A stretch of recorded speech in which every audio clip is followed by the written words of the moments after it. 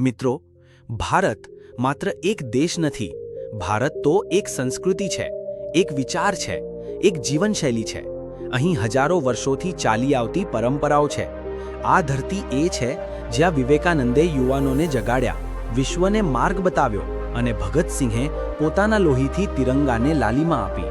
ભારત એ છે જ્યાં સૈનિક બોર્ડર પર ઊભો રહી પોતાની જાન દેશ માટે અર્પણ કરે છે, જ્યાં ખેડૂત દિવસ-રાત મહેનત કરી આપણા પેટમાં અન્ન નાખે છે. આજે ભારત ચંદ્ર પર ઝંડો ગાળે છે, ક્રિકેટના મેદાનમાં બાજી મારી, પણ એ બધું શક્ય બને છે ત્યારે જ જ્યારે આપણે સૌ એક થઈને કામ કરીએ છીએ. તો આવો વચન આપીએ કે આપણે દેશને માત્ર પ્રેમ જ નહીં કરીએ, પરંતુ એ માટે કંઈક કરી પણ બતાવશું.